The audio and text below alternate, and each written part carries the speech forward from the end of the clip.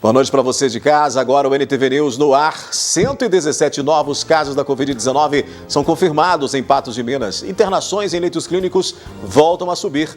No NTV News desta quarta-feira você vai ver também. Ex-prefeito de Lagamar é agredido por companheira. Bombeiros atendem mais uma ocorrência de incêndio em residência. Polícia Militar diz que índice de veículos incendiados teve redução no primeiro semestre. O aumento na venda de medicamentos indicados para doenças respiratórias e o alerta para os cuidados. Equipamento de microscopia é marco para cirurgias de alta complexidade no Agarrad. Em tempos de carestia, o consumidor patense fica de olho na redução de preços dos hortifrutis. Trabalhadores rurais denunciam condições precárias em Lagoa Formosa. Via perigosa. Mais de 50 acidentes foram registrados este ano na Avenida Fátima Porto. E ex-prefeito Pedro Lucas presta depoimento na CPI da Copasa. Tem ainda análise da notícia e muito mais informações a partir de agora no NTV News.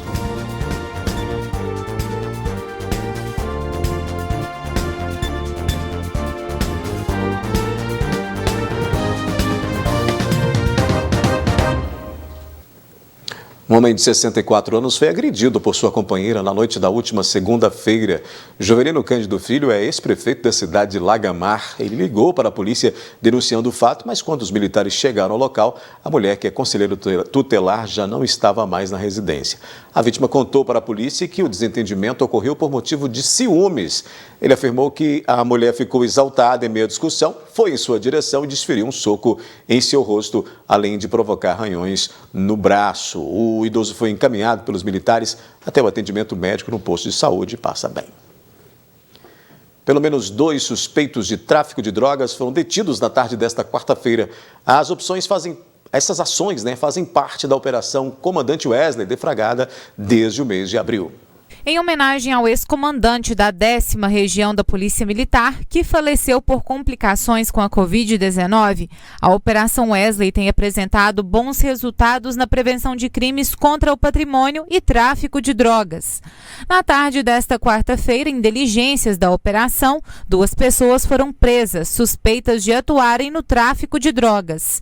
O fato aconteceu no Beco São Jorge, no bairro Nossa Senhora Aparecida. A gente, assim que iniciou a operação hoje, por volta de 14 horas, todas as equipes deslocaram para o setor 2, mais precisamente o bairro Nossa Senhora Aparecida, um local onde que, de acordo com levantamentos aí da unidade, ocorreu um acréscimo nos últimos dias de crimes contra o patrimônio. E já na primeira abordagem a gente presenciou uma mulher já conhecida no meio policial, junto com outro infrator também já conhecido pelo envolvimento no tráfico de drogas, tendo eles demonstrado um certo nervosismo ao presenciar os militares. Nós optamos pela abordagem, ocasião que ela jogou ao solo uma porção de cocaína, na realidade é um invólucro, contendo 13 papelotes de cocaína. E na residência desse cidadão que a acompanhava, a gente encontrou uma porção grande de ácido bórico, cerca de 200, 300 gramas, material este destinado ao preparo de drogas e também de certa quantia em dinheiro, cerca de R$800. O homem de 27 anos e a mulher de 43 foram encaminhados para a delegacia de plantão. Ambos com passagem por tráfico, envolvimento crimes contra o patrimônio. O policial afirma que a operação seguirá, a fim de coibir crimes dentro da 10ª Região. Nos últimos dias, apreensões expressivas aí de drogas, bem como materiais produtos de furto, o foco da unidade no momento é combate a crimes contra o patrimônio, receptação e tráfico de drogas, em especial no setor 2. A gente vai continuar apertando a bandidagem do fundo. Na madrugada desta quarta-feira, o Corpo de Bombeiros de Patos de Minas registrou mais uma ocorrência de incêndio em residência, desta vez no bairro Sebastião Amorim. O incêndio aconteceu durante a madrugada desta quarta-feira, nessa residência que fica na Avenida Maria de Fátima Borges, bairro Sebastião Amorim. Nós fomos acionados nessa madrugada, a princípio, um incêndio de residência. Chegando no local, já era a gente deparou com uma casa bem humilde, apenas um quarto e alguns pertences dentro desse quarto, colchão. Não se sabe a causa, e o incêndio consumiu o telhado e todos os pertences do morador que lá se encontrava.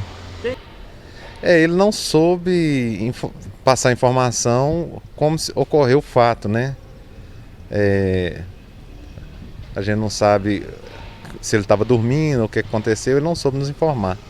Esta não teria sido a primeira vez que a residência pegou fogo. Tivemos informações que lá já teve outras ocorrências de incêndio, aí o restante da residência já tinha sido queimado em outros acidentes, e só restando um quarto desse morador, e o quarto foi totalmente destruído.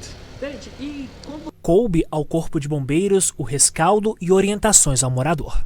Aí foi fazer o rescaldo, debelar o restante do incêndio, fazer o rescaldo, a prevenção, verificando se tinha mais algum risco estrutural ou de reignição, e posteriormente deixamos na responsabilidade do morador mesmo, né, o imóvel, e retornamos. Depois do intervalo, o equipamento de microscopia é marco para cirurgias de alta complexidade no Agarrad e o aumento na venda de medicamentos indicados para doenças respiratórias.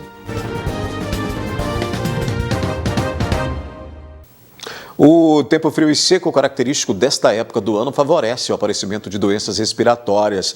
Neste período são comuns as gripes e também os resfriados e, com isso, aumenta a procura por medicamentos indicados para tratar estes problemas, mas é preciso ter muita cautela na utilização dos remédios. Com o registro de temperaturas abaixo dos 10 graus, a chegada do inverno fez com que os agasalhos fossem retirados dos guarda-roupas, mas que também a procura por medicamentos contra a gripe aumentasse nas farmácias. Esse ano, em relação ao ano passado, houve um aumento de cerca de 20% de aumento de procura, né, por produtos relacionados aos estados gripais.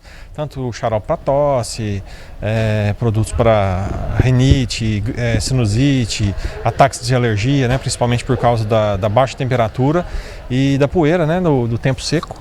Também quem tem problemas respiratórios sente mais nessa época do ano. A maioria dos consumidores procura por antigripais e xaropes para tosse e sintomas como dor de cabeça e febre. Essa cliente veio comprar um medicamento para a gripe, mas alertou que a procura deve ser feita com responsabilidade e sempre sob prescrição médica. Recomendo assim, a gente sempre comprar medicação sobre orientação médica, né? Porque às vezes as pessoas ficam um resfriadinho, já sai comprando medicação, né?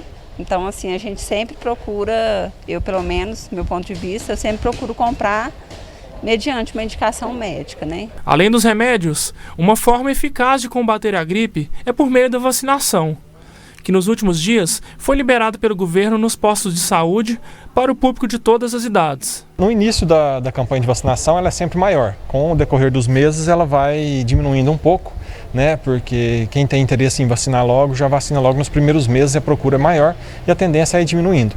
Mas ainda há muita procura, visto que vez por outra chega a faltar na rede pública, né? E o pessoal chega aqui reportando, eu fui no posto, procurei a rede pública para vacinar, não estava tendo a vacina, tinha acabado, e aí eu não quero esperar, vou vir vacinar aqui na privada mesmo. A maioria dos sintomas da gripe pode ser facilmente confundido com sintomas da Covid-19. Estar vacinado ou devidamente medicado reduz a chance de errar no diagnóstico, além de preservar a saúde. A gente sempre recomenda, né? Não só a vacinação da gripe, ela protege contra a gripe, como também, se você vier apresentar algum sintoma de gripe, já fica mais tendente a ser uma outra doença, inclusive o Covid, que tem sintomas semelhantes, né? Então, assim, além de se proteger, você acaba eliminando um fator que possa te confundir aí com outros síndromes, inclusive com o Covid-19, né? Lembrando também, para quem não vacinou e quem está com algum sintoma de gripe, o pessoal tem procurado muito e aumentou bastante a procura, foi de testes do Covid, né? Hoje em dia, qualquer sintoma que a pessoa venha apresentar, nunca se sabe se é Covid, se não é, se é só uma gripe ou um resfriado ou alguma outra crise. Então, o mais correto é realmente testar. E a procura tem aumentado bastante. Nós noticiamos ontem aqui no NTV News que o Hospital Regional realizou a primeira cirurgia de aneurisma por microscopia. Hoje você vai ver que o procedimento marca, ou é uma marca para o serviço de altíssima complexidade em neurologia e neurocirurgia para toda a macro-região de saúde. O microscópio cirúrgico é o primeiro do Sistema Único de Saúde para atender pacientes de Patos de Minas e mais 32 municípios da região noroeste do estado de Minas Gerais. Apesar de ser uma tecnologia usada há anos, agora pacientes que estão na fila de espera terão mais agilidade para realizar o procedimento cirúrgico. Então foi uma aquisição muito boa essa questão. Por quê? Porque agora a gente tem como fazer alguns procedimentos que eles exigem um tratamento mais delicado, um tratamento que precisa de uma melhor visualização. Então ele te possibilita trabalhar com mais segurança e fazer procedimentos que antes não era possível de fazer, ou quando se fazia, não com tanta qualidade igual hoje. O microscópio neurocirúrgico ele vai conseguir ter uma melhor visualização das estruturas, trabalhar com mais delicadeza, trabalhar numa profundidade maior, certo? Com incisões menores algumas vezes. Não necessariamente todas as vezes vão ser incisões menores, mas ele consegue fazer com que você trabalhe no cérebro propriamente dito, com menos agressão para o cérebro, né? A auxiliar de produção, Maria Medeiros, de 49 anos, deu entrada aqui no Hospital Regional no dia 6 de junho deste ano, com fortes dores de cabeça que surgiram repentinamente, associadas a alterações no nível de consciência e sinais de irritação meníngea. A tomografia detectou os aneurismas e ela logo foi encaminhada para a cirurgia de emergência, que durou aproximadamente 4 horas. No entanto, esse tempo cirúrgico ele pode variar. A Maria, ela foi a primeira paciente a contar com equipamento pelo SUS aqui no Hospital Regional Antônio Dias. Então a paciente ficou internada esse período até passar essa fase. Depois que passou a fase, ela foi de alta, certo? Então a gente teve uma boa evolução do caso, felizmente, né? São casos complexos, né? O aneurisma roto é uma patologia extremamente grave, certo? Metade dos pacientes às vezes não tem chance nem de chegar no hospital. Quando chegam no hospital, estão fora de uma janela para cirurgia, que já estão graves, muitos evoluem para a morte cerebral. Então é uma patologia muito grave, mas felizmente nesse caso a gente foi felizado no sentido da cirurgia ter transcorrido muito bem e ao mesmo tempo o paciente ter saído bem. Após a cirurgia, o paciente necessita de tempo de recuperação, assim como ficou a Maria Medeiros. Cirurgias de aneurisma roto, a gente tem uma variabilidade muito grande no tempo de recuperação do paciente, né? Felizmente, essa paciente ficou internada em torno de 10 dias depois da cirurgia, até passar uma fase que a gente fala que é uma fase mais de vasoespasmo, no qual o paciente ainda pode piorar, mesmo se operando o aneurisma, né? Porque quando a gente opera um paciente com aneurisma roto, a grande preocupação que tem depois da cirurgia, depois que o aneurisma está tratado, que ele não tem risco de ressangrar, que é um risco imediato, que a gente preocupa muito, ele ainda pode ter complicações, tipo um espasmo arterial, coisas que a gente não consegue controlar só com o procedimento cirúrgico. Para o Sistema Único de Saúde, um marco, a esperança de que vidas poderão ser salvas o mais rápido possível. É um primeiro passo muito importante. Lógico, a gente tem muito mais a avançar. A gente tem muito mais a avançar em relação à estrutura de CTI, em relação de outros materiais que a gente usa em cirurgia, em relação de estruturação de equipe. Hoje, todos os membros da equipe são habilitados para operar, né? São neurocirurgiões, experientes. Porém, a gente precisa muitas vezes de uma equipe maior para atender mais a população, né? De toda forma, é um primeiro passo muito significativo, no sentido de que pela falta de equipamento a gente não vai deixar de fazer um procedimento, né? Então, e é um equipamento caro realmente, mas que consegue trazer um benefício gigantesco para o indivíduo que necessita dele, certo? Depois do intervalo aqui no News, tem a previsão do tempo para quinta-feira. Em tempos de carestia, o consumidor patense fica de olho na redução de preços dos hortifrutis. Vamos falar de futebol. O Cruzeiro volta a perder e se complica ainda mais na Série B. E o Atlético elimina o Boca em cobrança de penalidades e avança pela Copa Libertadores.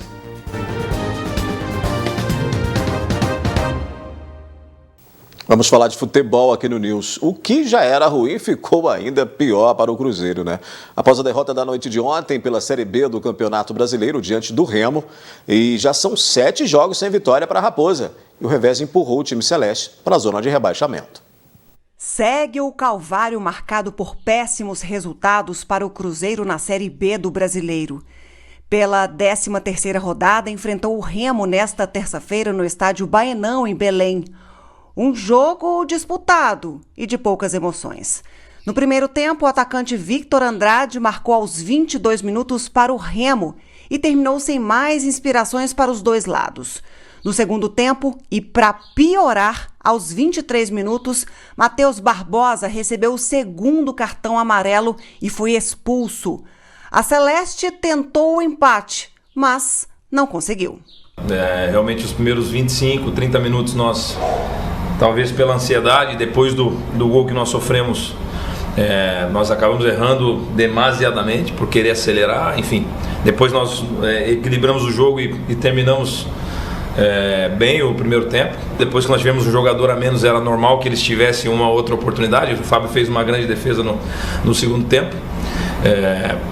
Com relação, assim, a gente fica chateado com esse resultado, porque pelo que foi o jogo. Pois é, no sábado a Raposa tentará se reabilitar em duelo fora de casa contra o Vila Nova, às 16h30 em Goiânia. Pela Copa Libertadores, o Atlético venceu os argentinos do Boca no Mineirão. A partida foi um verdadeiro teste para aqueles atleticanos cardíacos, com muita emoção até o final. O Galo venceu nas penalidades com o destaque para a atuação do goleiro Everson. Um jogo que teve de tudo, marcado por confusão dentro e fora de campo. Gol anulado, jogador que escorregou e não marcou. E um goleiro de odiado a herói. Mas vamos contar melhor essa história. No primeiro tempo, o Atlético começou pressionado e teve poucas finalizações. Na casa do adversário, o Boca se ajustou, cresceu na partida e também construiu algumas oportunidades. No segundo tempo, o clima esquentou ainda mais depois dessa falha do goleiro Everson.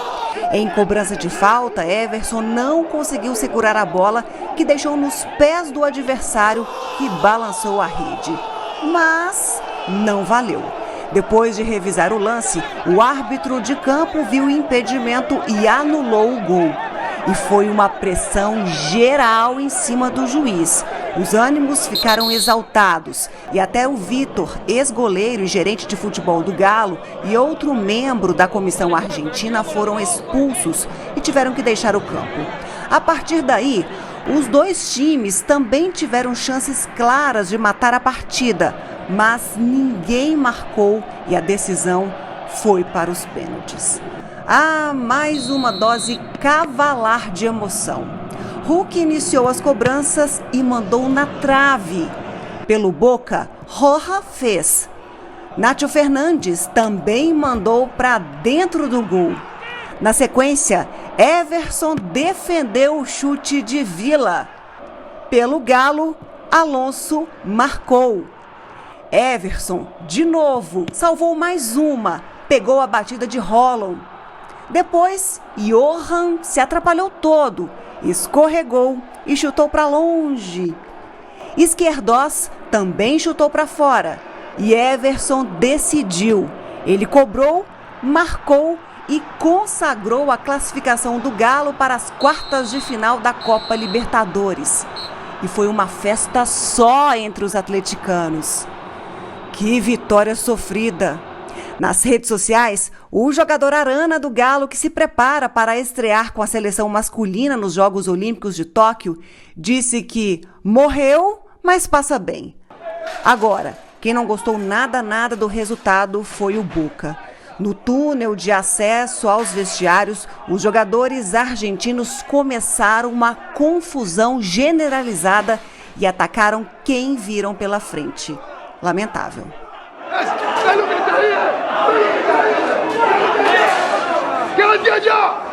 Em nota, o Atlético disse que a PM deu voz de prisão a alguns jogadores e membros da comissão técnica do Boca. Depois de longa negociação, intermediada pelo presidente Sérgio Coelho, a delegação argentina foi à delegacia para registro de boletim de ocorrência por depredação de patrimônio e agressão. Ninguém ficou ferido. Realmente lamentável, essas cenas aí depois do jogo. O Atlético foi o primeiro time brasileiro a eliminar os argentinos em uma disputa de pênaltis no torneio continental. O adversário da próxima fase do Galo sairá no confronto entre Argentinos Júniors e River Plate. Enquanto os preços de praticamente todos os alimentos não param de subir, o consumidor encontra alívio com a queda nos valores de alguns produtos de hortifruti. A inflação fez com que muitos dos alimentos presentes na mesa dos brasileiros reduzissem ou até mesmo desaparecessem. Segundo o IBGE, a situação está mudando, pelo menos para alguns produtos de hortifruti, que estão custando de 4% a 40% menos. Nesse cenário que está tudo ficando mais caro, em que toda semana parece que a gente compra menos coisa no supermercado, existem alguns preços, né, alguns produtos que estão abaixando. No caso, a batata inglesa, a maçã, alguns itens de hortifruti granjeiro. E por que isso acontece? Porque alguns produtos eles ficam represados aqui na nossa região. Uma vez que o frete está ficando muito caro, boa parte de alguns produtos, né, da produção de alguns produtos, fica limitada ao nosso mercado. Este gerente de supermercado explica que a queda ocorre há mais de um semestre e que o momento está bom para as vendas de hortifruti. No mês de dezembro até hoje, a gente teve uma baixa significativa dos produtos de curva A, são batata, cebola, e teve um acréscimo em alguns também. Mas nosso intuito é querer vender mais a partir desse momento que a gente teve a queda dos preços. Mesmo com a alta do arroz, do óleo vegetal e da carne vermelha, ainda é possível aproveitar a queda do preço de produtos de hortifruti, como tomate, batata e cebola. A batata hoje tá barata, né? Mas as outras banana tá barata. Hoje até que tá barato, mas os produtos subiu demais, exagerado. Apesar da baixa no segmento de hortifruti, os consumidores ainda sentem no bolso o preço dos demais produtos que ainda seguem em alta. Os principais vilões da inflação estão sendo as proteínas, né, a carne, óleo de soja e também os custos dos transportes, né, dos combustíveis. Além dos combustíveis também, a gente também tem outro componente que também vem assustando, que é o preço da energia elétrica. Então, esse custo, né, da energia elétrica, do transporte mais caro, impacta em toda a cadeia de produção, seja lá na lavoura, no transporte, no beneficiamento, até chegar, infelizmente, muito mais caro no mercado. Frango e porco ainda está dando para comer. Estou vendo que não vai demorar, não dá mais. Fruta, nem pensar. Está difícil também, muito difícil. Tá difícil, não sei o que o brasileiro vai fazer, não. A carne não dá para comer, não. Principalmente de boi, não dá para comer. Como a situação se assemelha à inflação que o país enfrentou no início dos anos 90, este economista sugere que uma das alternativas para a situação é aderir ao uso de dispensas e estocar os alimentos com os preços em baixa. A gente viu nesses últimos anos, 10, 20 anos, sumir a dispensa, né? Aquela ideia de fazer uma compra mensal, de fazer uma compra em grande quantidade. Então, talvez voltar a esse hábito, então tentar fazer uma compra boa, de maior volume, buscar um desconto junto ao produtor, para a gente conseguir driblar essa inflação aí que assola toda vez que a gente vai no supermercado. Se o tomate está muito caro, a cebola, eu levo um alface, eu levo outra coisa. Não dá para levar o que você comia há uns tempos atrás, não dá. Não tá fácil não, viu? Tudo muito alto. A gente muda de assunto e fala de tempo, né? Que na região deve permanecer seco e com temperaturas amenas. Vamos conferir como é que fica a previsão então para quinta-feira. Previsão do tempo. Oferecimento New Color.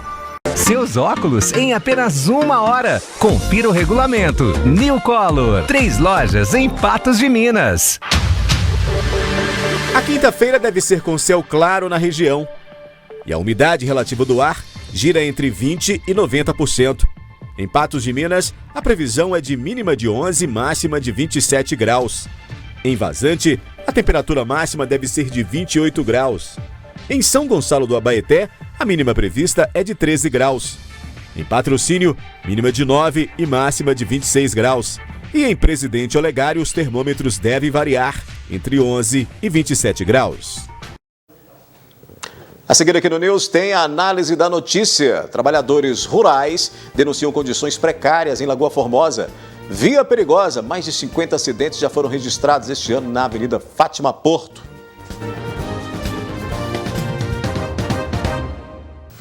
Um grupo de trabalhadores que vieram do estado de Alagoas para trabalhar em uma fazenda de café no município de Lagoa Formosa fizeram denúncia nesta terça-feira alegando que não estariam recebendo as condições mínimas de acomodações e alimentação para permanecer na cidade trabalhando. Foram 9 pessoas vindas do estado de Alagoas para trabalhar com café. Chegaram em Lagoa Formosa no dia 11 deste mês com a proposta de trabalharem em uma fazenda e receberem R$ 70 por dia para cada trabalhador. 3 deles ficaram em um hotel na cidade e os outros 6 nesta casa. O problema é que ao chegarem aqui, a situação não foi como imaginaram. A proposta que nós recebemos foi assim, ele ligou, pegou em contrato com nós, que nós ia trabalhar fechado, entendeu? Aí sobre isso, quando nós chegou aqui já foi diferente. Ele falou para nós que nós ia pagar a 70 diária e principalmente nós chegou aqui com 9 dias na casa, ele já quer que nós pague 2.000 e nós não temos essa condição de pagar 2.000, nós não estamos nem recebendo nem R$100. Já descontou o dinheiro de nós, aí nós tá passando um aperreio, tá passando dificuldade aqui, nós tá dormindo no chão, alimentação nada, zero. O que querem é voltar para casa, mas agora estão sem alternativa, sem dinheiro e não sabiam a quem recorrer. O rapaz que nos cedeu entrevista, por exemplo, é pai de 2 crianças. Ao falar das condições atuais e da vontade de retornar para casa, chegou a se emocionar. Que nós aqui tudo é pai de família, nós temos que depositar um dinheiro para a mulher de nós, que mora lá em Maceió, para os filhos de nós que está doente, lá tipo o meu filho está doente, está precisando da minha ajuda agora, nesse exato momento e não tem. O presidente do Sindicato dos Trabalhadores Rurais da cidade foi quem recebeu a denúncia. Disse que ao chegar ao local, percebeu os funcionários em condições deploráveis, sem colchões, cobertores e nem mesmo alimentação. Eles chegaram para mim e falaram que veio contratado pelo um aliciador. Até o presente momento eu não tenho o nome do cara e nem conheço ele. E diz eles que ele não é daqui de Lagoa Formosa, porque aqui na Lagoa Formosa quem contrata trabalhador aqui tem mais um pouquinho de respeito com o trabalhador. Não é desse jeito não, fazendo esse tipo de coisa não. Aquele jeito que eu estava ficando ali, nada de comer. A Polícia Militar foi acionada para registrar o boletim de ocorrência e ouvir os 2 lados da história. Após intervir no caso, as partes envolvidas chegaram a um acordo.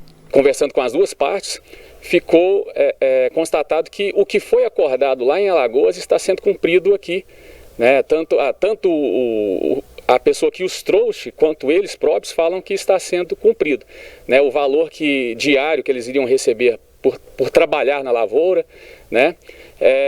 Só que eles não estão satisfeitos com esse valor que foi acordado lá e foi aceito, né? E em conversa com as partes aqui, ficou acertado que eles irão retornar, né, de comum acordo, irão retornar para Alagoas na próxima semana. Inclusive, essa pessoa que é o contato que os trouxe irá arcar, né, com os custos do retorno deles para Maceió.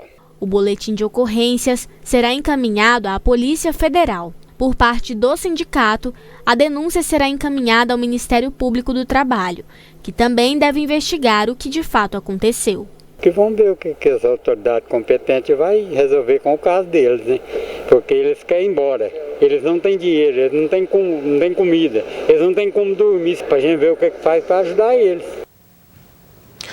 Hora da análise da notícia, esse é o assunto que abre aqui a nossa análise. Ludmila Bahia já está aqui comigo para a gente então falar desse e de outros assuntos. Boa noite de novo, Ludmila. Problema que a gente tem aí visto em áreas, em regiões como a nossa, de muitas lavouras e que pessoas de outros estados são trazidas para cá para trabalhar e acabam se deparando com uma situação muito complicada como a desses trabalhadores aí, porque se você for colocar no papel o valor das diárias com o valor que eles gastariam aqui, certamente essa conta não fecharia, né?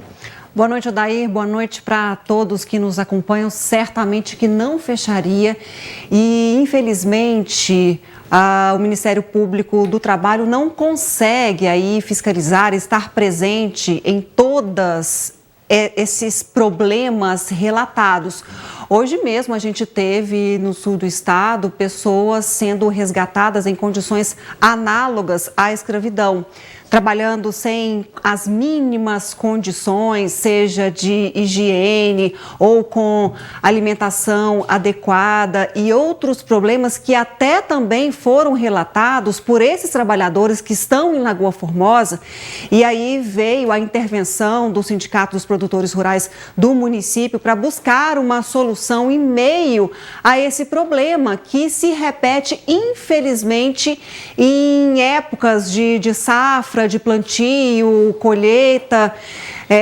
Infelizmente, essas pessoas são iludidas na busca, né, por uma vida melhor, por garantias, e quando chegam, se deparam com uma realidade muito diferente. Nesse caso aí, teve esse acordo, os trabalhadores devem retornar ainda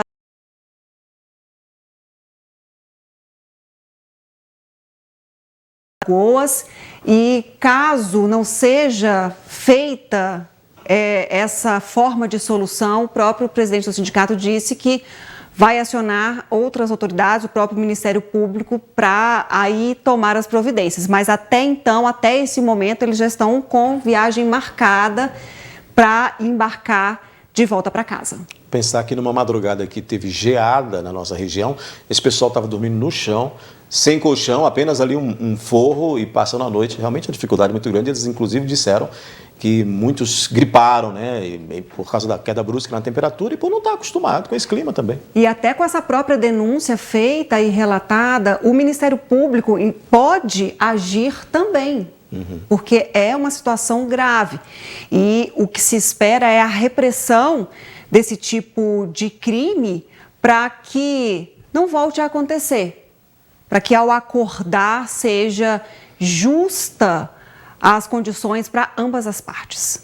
A gente muda de assunto, Ludmila, e agora um dado preocupante, né? Somente no primeiro semestre deste ano, 53 acidentes foram registrados na Avenida Fátima Porto. A falta de atenção dos condutores, inabilitação, embriaguez e condições da via estão ali entre as principais causas.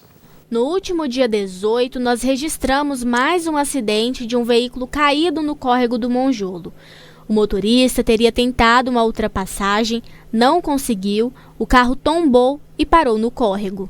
Com a chegada da Polícia Militar, o homem informou que estava em uma festa e que teria feito uso de bebida alcoólica. Ele foi submetido ao teste do etilômetro e encaminhado para a delegacia de plantão. Mas este não é o único caso. Ao longo do ano, foram registrados outros acidentes ao longo da via. De acordo com a Polícia Militar, as principais razões para que isso ocorra são a falta de atenção dos condutores e a própria configuração da via. Os acidentes na Fátima Porto têm como principal motivação em análise às ocorrências que foram registradas a questão da falta de atenção.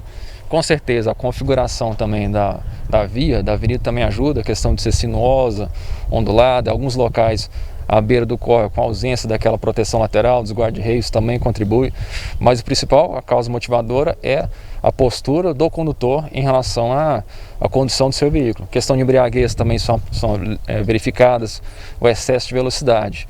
Em 2021, até o momento, foram registrados 53 acidentes. Destes, 30 sem vítimas e 23 com vítimas. Além disso, foram 9 veículos caídos no córrego do Monjolo, 5 com vítimas e 4 sem vítimas. Muitos também envolvendo motociclistas. A principal causa em relação aos tombamentos também é a falta de atenção dos condutores.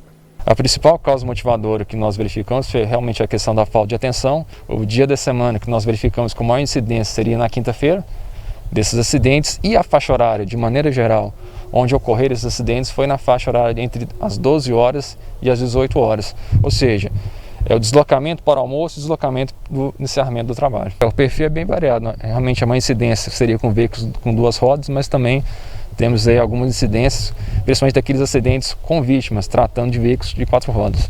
Outro fator que chama a atenção é o abandono de veículo. Em algumas situações, os condutores, ao sofrerem o acidente, deixam o carro ou a moto no local e fogem. De acordo com a Polícia Militar, a conduta seria por irregularidades, seja do condutor ou do veículo.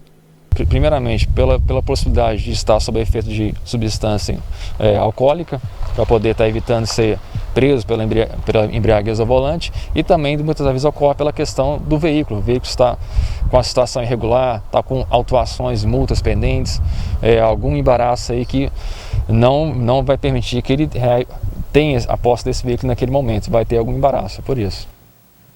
Ludmila, não são só as imprudências, isso impacta muito nesses dados aí de 53 só no primeiro semestre de acidentes ali. A gente já teve acidente ali que uma garota ficou tetraplégica, né? Nós acompanhamos aqui a história dela, mas é também as próprias condições da via, né? A maneira, acho que inclusive já passou da hora de se observar a Fátima Porto e resolver a questão de estrutura de uma via tão importante como essa, que recebe um tráfego diário muito grande e que não tem condições para desenvolver velocidade. É uma via que oferece muitos riscos por ser sinuosa, por ter uma pavimentação já bem ruim, né, de recomposição e não de recapeamento, né, e não de novo piso. Todos esses fatores acrescentam muito para esses dados aí que precisam ser observados pelo poder público. Com certeza, é preciso, antes de mais nada, que o motorista esteja consciente das ações de trânsito, como bem disse, a Polícia Militar está regular com a documentação, está em condições de dirigir, pelo menos estar habilitado, mas também tem as próprias condições da via, que tem trechos sinuosos e que colocam de fato em risco o motorista, principalmente aqueles que excedem a velocidade, podem terminar dessa maneira que a gente mostrou aí em algumas situações aqui na Avenida Fátima Porto. Fato é, Odair, que é uma via perigosa e enquanto nada é feito, nenhuma intervenção na pista, há depressões na pista, é preciso corrigir tudo isso, o motorista tem que recobrar a atenção. E olha que é uma via já com muitos semáforos e mesmo assim a gente vê o motorista ali excedendo a velocidade. Então é um fator combinado aí. A gente precisa, sim, das autoridades de trânsito olharem a via com cuidado, saber o que pode ser feito para evitar os acidentes, que é somente registrar e computar, bem como também os motoristas se portarem de forma adequada, conforme rege o Código Brasileiro de Trânsito. Curioso que nos locais onde os carros geralmente caem, nunca foi colocado ali um guarda-reio, nunca foi colocado ali uma proteção para evitar que isso acontecesse. Vai evitar o acidente? Não vai, mas pode evitar aí um problema mais sério, uma morte, por exemplo, no local onde sempre acontece as quedas de veículos na Fátima Porto, que deveria ser toda a área dela com guarda-reios com proteção. Vamos para o intervalo, Ludmila. Daqui a pouco a gente fala de saúde, fala dos números da Covid. 117 novos casos foram confirmados em Patos de Minas no boletim de hoje. Internações em leitos clínicos voltaram a subir. E ainda a gente fala de política, né? O ex-prefeito Pedro Lucas prestou depoimento na CPI da Copasa e diz não ter visto irregularidades da companhia em sua gestão. Nós estamos de volta com a análise da notícia. Vamos aos números da Covid, colocar o boletim na tela. Covid-19 em Patos de Minas, o boletim epidemiológico desta quarta-feira mostrando aí que 117 novos casos da doença foram confirmados. A Secretaria Municipal de Saúde, Ludmila, informou que essas infecções ocorreram principalmente no período de 12 a 20 de julho, mas que há predominância de casos dessa semana, não falou quantos, né, para essa semana. E também neste boletim a gente observa que não foram registrados óbitos na atualização de hoje com relação ao boletim de ontem. Bom, fica evidenciado nesse boletim aí um aumento de casos, quando a gente até analisa a média de casos novos. Ontem estávamos em 30,85, hoje já saltamos para 39. São 416 casos ativos da Covid-19. É o número mais alto esse mês em Patos de Minas de casos ativos. A gente tem que ficar em alerta com esses números aí quando a gente percebe, sinaliza para um crescimento. Tivemos aí aumento nos casos de pessoas internadas, mas não de pessoas em terapia intensiva. Mas esse dado aí com relação aos óbitos, em 502, no boletim do Estado desta quarta-feira, já são computadas 508 mortes em decorrência da Covid-19 em Patos de Minas. Então, falta aí uma atualização ou ajustar para a gente saber de fato os números da pandemia no nosso município. Nos aproximamos aí de 16 mil infectados em Patos de Minas, com quase 15 mil pessoas tratadas. A ocupação hospitalar também a gente coloca na tela, né? Porque o levantamento aponta que houve um aumento aí, Ludmila, nas internações em leitos clínicos, considerando aí as redes de saúde pública e privada. Daí a gente tem um número maior de pacientes internados e logo impacta no percentual de ocupação. E, de novo, a gente percebe o colapso na rede particular para leitos clínicos. Na rede pública, a gente mantém o percentual de 64%. A gente tem acompanhado uma estabilidade no número de infecções, poucas oscilações e com muita preocupação ali, principalmente para o leito clínico, que não dá trégua. Na hora que a gente pensa que vai respirar, infelizmente aumenta. Agora, a preocupação é com esse aumento aí dos casos. A gente não quer que haja complicações para que haja qualquer tipo de desassistência no sistema de saúde. De novo, as pessoas têm que realmente ficar muito calmas. O pessoal está vacinando, mas nem por isso a gente pode relaxar. Os casos continuam ocorrendo e estão aumentando, como a Ludmila acabou de dizer e como o boletim mostra aí. A gente muda de assunto. O ex-prefeito de Patos de Minas, Pedro Lucas, foi depoente desta quarta-feira na Comissão Parlamentar de Inquérito da Câmara Municipal, que investiga denúncias de irregularidades que teriam sido cometidas pela Copasa. Ele disse não ter visto irregularidades da companhia durante a sua gestão. O depoimento do ex-prefeito de Patos de Minas, Pedro Lucas Rodrigues, não sanou muitas dúvidas da comissão responsável pela CPI instaurada pela Câmara Municipal para investigar o contrato e os serviços prestados pela Copasa. Por diversas vezes, o ex-prefeito foi questionado pela comissão e vereadores sobre os fatos relacionados à Copasa, como assinatura de contratos, e a resposta era constante. Eu não me lembro que eu esperava que ele ia chegar aqui e ia nos dar informações concretas de tudo que realmente aconteceu em relação à Copasa no município de Patos de Minas. Infelizmente, ele não se lembrou de muitas coisas, de muitos fatos importantes. Por que eu disse que eu esperava que ele poderia contribuir muito mais do que ele contribuiu? Porque em 2009 a 2012 ele foi vereador, né, no município de Patos de Minas. Lembrando que esse contrato foi assinado em 2008 e em 2009, com a prefeita Béia Savassi, ela tentou, segundo ela, né, e segundo alguns documentos, em fevereiro já rescindir esse contrato com a Copasa. Então ele participou ativamente disso. E em 2011 ele foi um dos autores da ação popular, uma das maiores ações aí do Brasil, né, que visava justamente a rescisão contratual com a Companhia de Saneamento, a Copasa. E depois, logo depois, de forma até impressionante, né, a gente pode falar assim, por ele não ter contribuído mais, ele foi prefeito de Patos de Minas em 2013, né, de 2013 a 2016. Então, como prefeito, eu entendo que ele poderia ter tomado atitudes no sentido dos pedidos da ação popular proposta em 2011, né, de rescisão contratual, de advertir a Copasa por várias vezes, né, aplicar multas e etc. Várias outras questões que ele poderia ter agido, e ele nos afirmou aqui que, infelizmente, não tomou essas medidas. O relator chegou até a se exaltar durante a oitiva devido à falta de informações que foram repassadas pelo antigo gestor do município.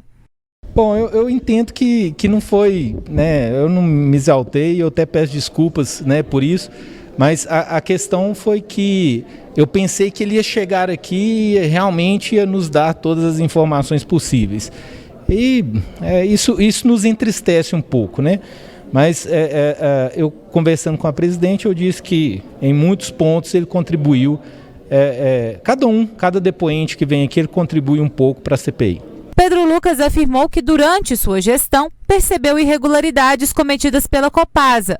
No entanto, a empresa nunca chegou a ser notificada. Existem 3 pontos que podem encerrar o contrato da Copasa em Patos de Minas. Primeiro, a decisão judicial, cumpre-se. Segundo, o vencimento do contrato, né? Caducou, renova-se ou não a contento do município. E terceiro seria interesse das partes. Claro que a Copasa não tem interesse jamais em romper o contrato. E o próprio município hoje não poderia romper um contrato irresponsavelmente, porque ele não tem estrutura, ele não tem condição, ele não tem recursos financeiros para assumir o ativo da Copasa. Então eu acredito assim, a gente tem que ser muito claro com a população. Não adianta tapear a população, né? Não adianta levar a população com a conversa. Existe um processo judicial no qual nós fomos autores, juntamente com quase 11 mil pessoas, né? E esse processo ele caminha na justiça de primeira instância. Assim que for julgado, chegará-se à conclusão que deve ser ou não feito com a Copasa em Patos de Minas. Ainda segundo o ex-prefeito, sempre houve cobranças à Copasa referente aos serviços prestados pela empresa. Nós sempre cobramos a Copasa, né? Como eu disse aqui, tivemos várias reuniões, seja com a gerência local, seja com o Sudoeste, com a própria direção da Copasa em Belo Horizonte para discutir a questão da lagoa japonesa, que era um problema sério, o abastecimento de água da Copasa, da lagoa pela Copasa. Ela tentou atrelar esse abastecimento ao contrato, dizendo, nós só vamos abastecer se houver renovação do contrato, né? Dando esse entender. Mas, com certeza, nós tomamos as atitudes. Eu não me lembro quais foram as atitudes, mas como nós tomamos a atitude de resolver inúmeros problemas, inclusive herdados de outros prefeitos, com relação à Copasa também tivemos ações tomadas no período de 4 anos. Questionado sobre o contrato com a Copasa, Pedro Lucas disse que o documento tem validade de 30 anos e que não seria tão fácil romper com a empresa. Não, o contrato tem validade por 30 anos. Não se pode falar em caducidade. O processo judicial é uma coisa. A validade do contrato é outra. Então ele é 30 anos. Ele só caduca quando vencer os 30 anos no qual ele foi feito entre o município e a Copasa. O relator da CPI, José Eustáquio, se disse confuso em relação à dificuldade ou facilidade em romper com a Copasa, pois em recente depoimento do ex-presidente da Câmara Municipal, Francisco Frecchiani, foi dito que o processo é fácil. No entanto, Pedro Lucas disse que não é tão simples assim. Ontem, o depoente ontem falou de uma facilidade enorme, ele participou de todas as gestões desde 2005, né? Então não houve, porque não houve vontade política, então. Outros já manifestaram a questão da dificuldade de romper um contrato gigantesco como esse, né? Um contrato milionário, é um contrato por um tempo longo demais. Então é um contrato muito carregado, né, de diversas questões que a gente deve analisar. Então, no meu entendimento, não é nada simples, né, rescindir um contrato desse. Mas nós estamos caminhando para ter um documento favorável para que o gestor municipal tome a melhor de todas as decisões. Ludmila, e essa participação do ex-prefeito Pedro Lucas na CPI, né? Não agradou o relator, né? Eu queria que ele dissesse algo mais que não foi dito. E aí o Pedro Lucas se resguardou e falou dessa questão de realmente ter feito aí, ter dado início àquela ação popular, mas que na sua gestão não era possível fazer isso porque já era uma demanda judicial. No entanto, o que a gente percebe é que meio que não justifica muito a presença do Pedro Lucas nessa CPI, apesar dele ser um dos autores daquela ação judicial que agora nem se aplica a essas denúncias que está sendo apurado pela CPI, concorda ou não?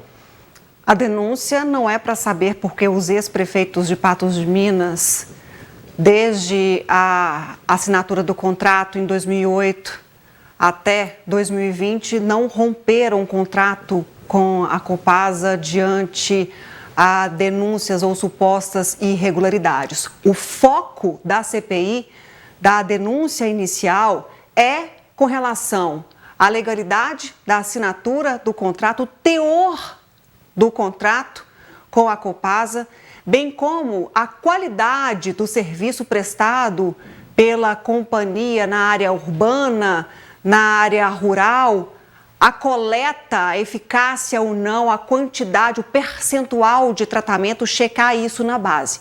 A gente percebe que A CPI da Copasa está dispersando do foco e talvez na hora de juntar isso tudo faltem respostas eficientes até para o próprio prefeito municipal de Patos de Minas, Luiz Eduardo Falcão, tomar as medidas que ele achar conveniente. É preciso que a CPI ouça as pessoas que vão municiá-los de informações para que cheguem a conclusões com fatos, com base sólida para uma argumentação adequada. Agora, o que a gente está percebendo é dispersar, ouvindo várias pessoas que não vão acrescentar a esse problema e as denúncias iniciais.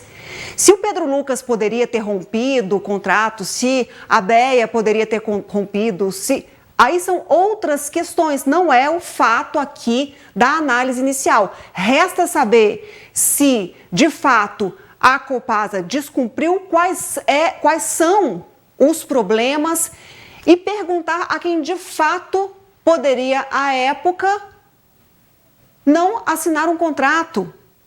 Ou se estava legal, estava tudo certo. É preciso ouvir os ex-secretários envolvidos diretamente também, que discutiram a ação. Então, há pessoas chaves que devem ser ouvidas que ainda não foram e seriam interessantes até nesse momento, nesse rito do processo, Adair, porque essas pessoas, como o ex-presidente da companhia, ex-secretário que discutiu diretamente, até o ex-prefeito Antônio do Vale disse, né, de alguns secretários diretos discutindo essa ação. Então, essas pessoas sim são chaves que podem indicar outras pessoas para serem ouvidas.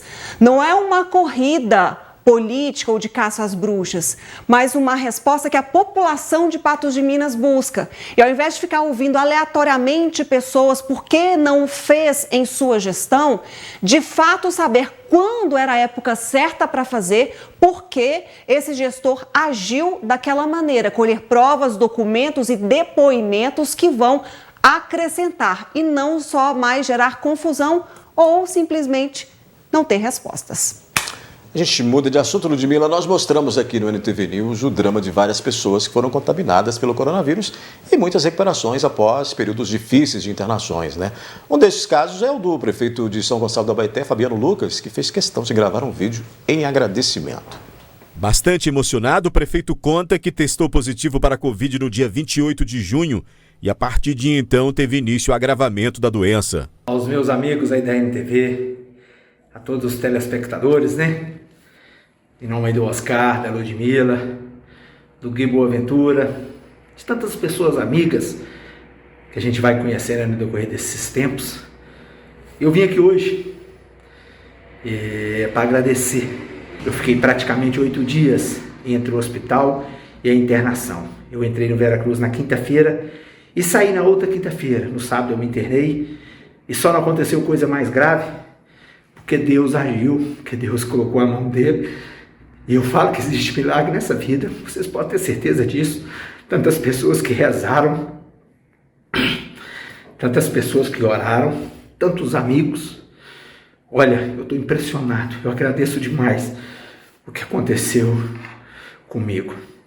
Quantas pessoas me ligaram, me mandaram mensagem, quantas pessoas rezaram. Obrigado. Obrigado a cada um de vocês, aquelas pessoas anônimas que viam aí nesses grupos de WhatsApp, pela televisão e pela NTV, e que viu de uma forma ou de outra falar do Fabiano, e rezou por ele. Ainda se recuperando neste período de pós-Covid, Fabiano diz que está bem e segue com os tratamentos, mas faz um alerta sério sobre a doença. Eu falo que eu nasci de novo, estamos fazendo fisioterapia, todo o tratamento que a ciência pede que faça. Agora eu vou deixar um recado para a nossa gente de Patos, para a nossa gente da região, para o meu pessoal lá em São Gonçalo do Abaeté. Olha, não brinque com esse coronavírus, não brinque com essa pandemia. A pandemia ainda não acabou. Vocês têm visto aí, inclusive, pessoas que vacinaram, tomaram a segunda dose, que foram cometidas com esse vírus. Não brinquem, por favor. Vamos evitar. Você jovem, você sabe, eu acho que está na hora de se conscientizar um pouco mais. Mas eu quero aqui agora, é só agradecer e dizer para vocês que estamos bem, estamos recuperando. Se Deus permitir, logo, logo eu volto às minhas atividades. né, como prefeito, como gestor em São Gonçalo, para a gente continuar lutando em prol da nossa gente, não só de São Gonçalo, da nossa região no todo. Só quem passou o que nós passamos sabe o que aconteceu. Ludmila, o agradecimento, a emoção e, claro, né, o testemunho de quem passou por uma situação muito complicada e de alguém que vivenciou um momento de Covid, ou foi infectado pela Covid, em meio a uma imunização da Covid-19. Uma imunização que vem andando aos poucos, mas vem andando. E, claro, né, o Fabiano é prova de que as pessoas precisam se cuidar ainda mais nessa pandemia, porque, como ele disse, definitivamente não acabou. Não acabou, a gente tem uma caminhada, ainda uma jornada extensa contra a Covid-19. A gente começa a imunização de faixas etárias que tem um número grande de pessoas para serem imunizadas ainda. A previsão é que a gente siga esse processo aí de distribuição, pelo menos da primeira dose, até setembro para o público maior de 18 anos, né, em Minas Gerais. A gente espera que esse rito aí acelere para que essa cobertura vacinal aconteça. E a gente fica emocionado junto com o Fabiano, junto com tantas outras pessoas que acreditaram nesse milagre, lutaram pela vida, estão se recuperando nesse processo do pós-Covid, que é também muito complicado. Cada pessoa pode manifestar um tipo de situação ou não, mas a gente torce para que todo mundo se restabeleça o quanto antes e a gente consiga continuar manter os cuidados adequados e devidos. É preciso, é necessário. Que mais pessoas possam se curar. Com essa a gente encerra a análise de hoje, amanhã a gente se encontra, viu? Amanhã a gente se encontra aqui com mais informações, mais esperança, mais emoção também. Obrigada a todos pela companhia, pela audiência. Boa noite. Tchau, tchau. Boa noite a todos e até amanhã.